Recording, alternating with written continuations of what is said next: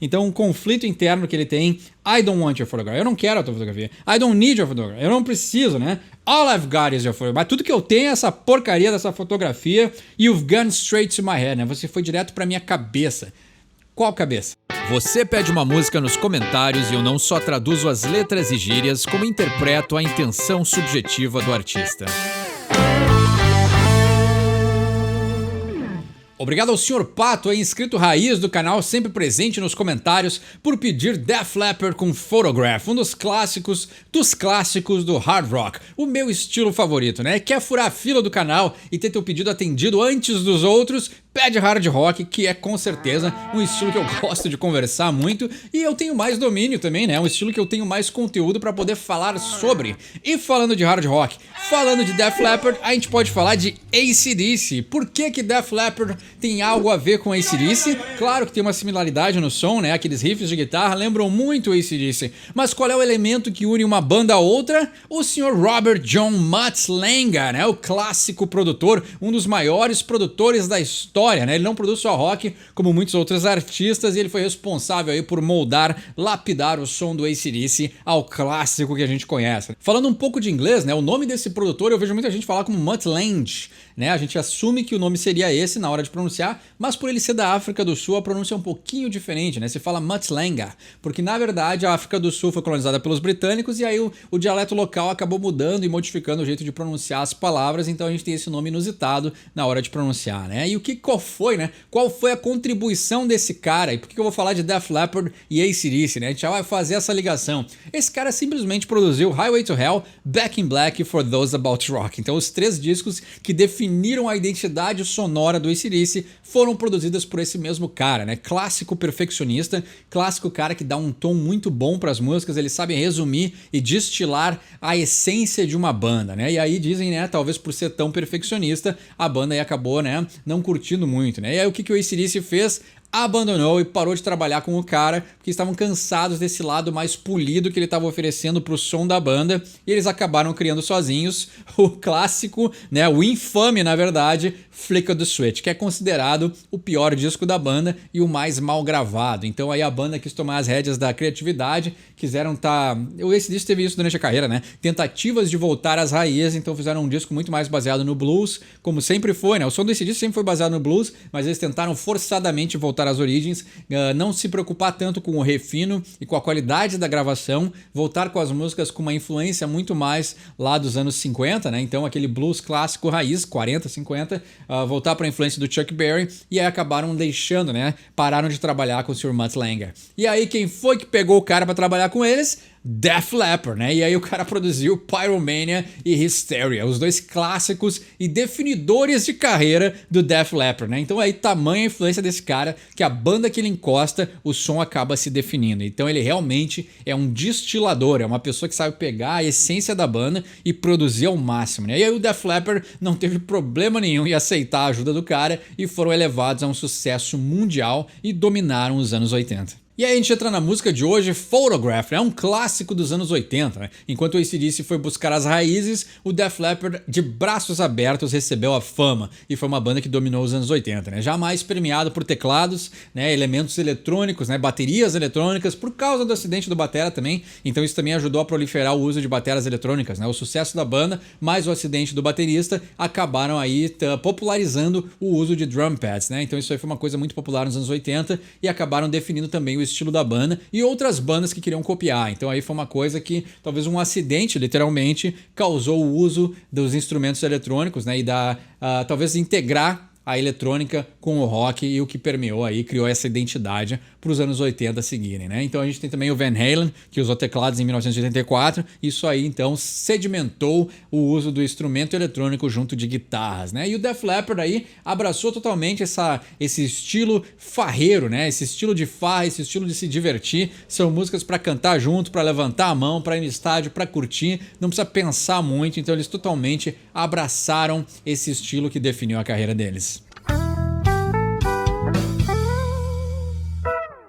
Vamos traduzir essa letra, né? Photograph, a fotografia, né? Fotografia que na época era impressa, né? O cara podia imprimir e ficar olhando uma fotografia de verdade, coisa que não existe mais hoje em dia, né? Vamos pro verso 1.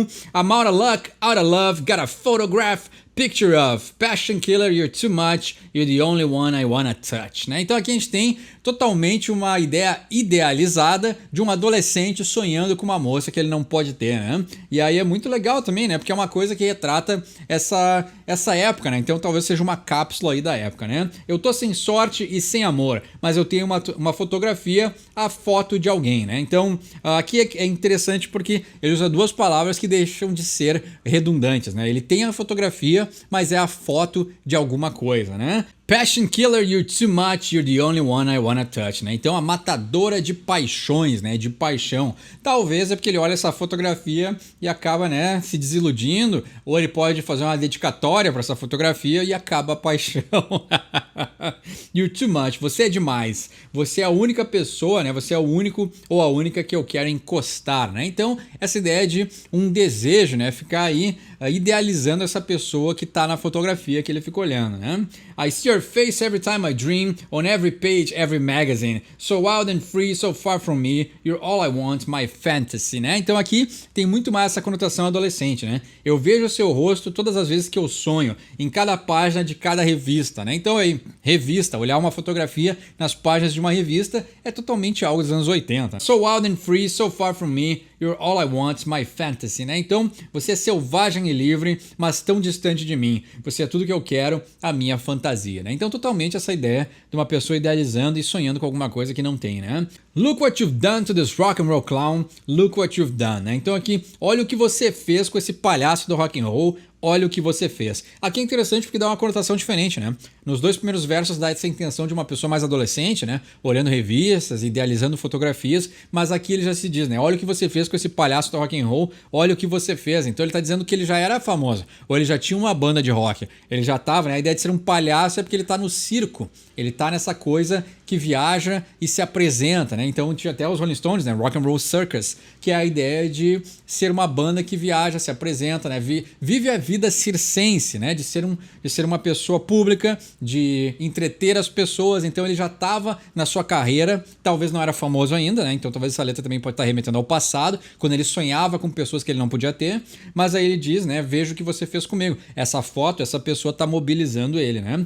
E aí ele entra naquele refrão grudento que não sai da cabeça, e pra mim não tem nada melhor que isso. Pra mim, a minha regra de ouro é isso, é o refrão é rei. Se não tem um refrão bom, não adianta, cara. Se a tua música prepara toda pra chegar num refrão que não vem, né? Recentemente eu traduzi Metallica ali, né? Tinha uma música muito boa aqui, o segundo single que eles lançaram é fantástico, e a música toda prepara pra um refrão que não tem. Então isso aí é muito decepcionante. E aí aqui a gente tem esse refrãozão de cantar junto, que quando chega na hora, tu fica esperando por ele. E pra mim não tem nada melhor que isso. E o hard rock é um dos melhores estilos pra isso. O hard rock, a essência do hard rock são músicas que preparam pra um refrão de cantar junto. Seja nos anos 70, 80, 90, enquanto as bandas fizeram hard rock, a característica essencial é um riff de guitarra interessante e um refrão de cantar junto. E pra mim não tem nada melhor que isso, né? E aí ele diz, photograph, I don't want your photograph, I don't need your photograph, all I've got is a photograph, but it's not enough. Então, poxa vida, tranquilo, não é tranquilo, é direto, né? Não tem, é tão simples, é tão direto, né? Photograph, I don't want your photograph. Aí os backing vocals junto, né? Reforçando. I don't need your photograph. All I got is your photograph. Photograph, né? A fotografia. I don't want your photograph. Eu não quero a sua fotografia. I don't need your photograph, né? Eu não preciso dela. Mas tudo que eu tenho, all I've got is a photograph. É uma foto, né? Então ele diz, but it's not enough. Mas não é o suficiente, né? Refrãozão clássico de cantar junto, né? E aí os backing vocals reforçam a ideia da fotografia, né? Mutt Lange é um gênio. Aí os caras souberam muito bem aproveitar. E o que é curioso é que se tu escutar o primeiro disco do Def Leppard, que por sinal tinha um cassete na época, né? Já tinha ali um tom de AC/DC. Então a escolha do Mutt Lange foi muito fácil, porque tinha recém saído de trabalhar 3 discos com AC/DC, e aí ele vê uma banda britânica que tem um estilo muito parecido com os dos caras e ele diz, tá aqui, é pra mim. O AC/DC não quer, Eu aceito esses caras que são promissores. Poxa vida, as guitarras são boas, a voz do cara é muito boa. É uma banda que tem aí uma cozinha interessante, né? Tudo é muito bem feito no Def Leppard, né? Depois eles meio que se perderam, eu vou confessar, né? Lançaram um disco que era só balada, não tinha um riff de guitarra, aí já acabou pra mim, né? Mas até então aqui eles eram uma banda de jovens famintos, com vontade de criar um hard rock de primeira e dominaram os anos 80 com muita maestria, né? E aí a gente vai no verso 3, I'll be a lover if you're there. Put your hurts on me if you're there, such a woman, you got style, you make every man feel like a child. Olha só, né? E boas rimas também, né? Direto ao assunto, nada muito complicado, nada muito poético, mas é eficaz. E às vezes é isso que tu precisa, né? O som, a melodia é tão boa que a rima não precisa ser perfeita, né? Não precisa ter poesia aqui. É só um cara retratando que ele não tem o que ele gostaria de ter. É um cara aqui cheio de desejo por algo que tá fora do alcance dele e tá perfeito ser assim, né? Porque esse refrão, essas melodias, essas guitarras, elas carregam a música, né? Elas carregam a música mesmo assim. Eu seria o seu amante se você estivesse lá. Você pode me machucar, né? Put your hurts on me, né? Faz o pior que pode comigo. Pode me machucar, pode me maltratar. If you dare, né? Se você tiver coragem. Such a woman, you've got style. You make every man feel like a child. Então, que mulher, né? Such a woman, né? Poxa vida, se é mulher de verdade, você tem estilo. Você faz qualquer homem se sentir como uma criança, né? Então, ele tá totalmente, né? Se sentindo intimidado por essa figura feminina, né? You got some kind of hold on me. You're all wrapped up in mystery, so out and free, so far from me. You're all I want, my fantasy, né? Olha só, perfeito também, muito boa a rima. Aqui tem uma cadência ótima, né? Claro que isso é os anos 80, então o jeito de rimar e o jeito de pronunciar as palavras era diferente, mas isso aqui poderia tranquilamente, né? Já que eu falo tanto de Chili Peppers, né? You got some kind of hold on me, you're all wrapped in mystery, so out and free, so far from me. You're all I want, my fantasy. Então aqui rima perfeita, né? Então, mesmo aqui anteriormente eu falei que essas rimas não precisavam ser tão boas pra justificar uma música tão legal, mas aqui a rima tá muito boa também, né? Então você tem algum tipo de coisa que me segura, né? Some kind of hold on me. Então tem tipo um feitiço, tem algo que faz com que esse cara fique preso a essa mulher. You all wrapped up in mystery, né? Você está enrolada, você está embrulhada em mistério. So wild and free, tão selvagem e livre, tão distante de mim, so far from me. You're all I want, my fantasy, né? Você é tudo que eu quero, a minha fantasia, né? Então aí muito legal, né? Que talvez ele seja um roqueiro que já tá vivendo o circo do rock and roll, né? Viajando para entreter as pessoas, mas mesmo assim ele idealiza essa pessoa que tá fora do alcance dele, né? E ele repete, olha o que você fez com esse palhaço do rock and roll, né? Voltando à temática de circo, olha o que você fez. E aí ele diz, ele muda o refrão, né? Esse último refrão aqui é diferente. I gotta have your photograph. Então ele tá aí em conflito, né? Eu preciso ter a sua fotografia. I don't want your photograph. Não, eu não quero a tua fotografia, né? Então esse conflito interno entre querer a fotografia, querer a pessoa, mas aí ele tem a foto, ele olha pra foto, quer desejar a pessoa, mas ele não quer passar por essa situação. Então um conflito interno que ele tem. I don't want your photograph. Eu não quero a tua fotografia. I don't need your photograph. Eu não preciso, né? All I've got is your photograph. Mas tudo que eu tenho é essa porcaria dessa fotografia. You've gone straight to my head, né? Você foi direto pra minha cabeça. Qual cabeça? Né? Então aqui tem uma malhaciazinha de hard rock, né? Sempre. Hard rock sempre foi assim, sempre vai ser. Mas ele tá dizendo, né? Você foi direto pra minha cabeça também, porque ela talvez não passou pelo coração e foi direto pela cabeça. Pode ser isso também, né? Então ele tem tanto desejo que essa pessoa já tá nos pensamentos dele. E aí não tem nada que se repete, assim, né? Ele fica, né? Eu quero a fotografia, tudo que eu tenho, né? Então tem essa coisa, né? Eu preciso, eu estou sem amor. Aí ele tá repetindo coisas que ele já tinha falado no meio da letra, né?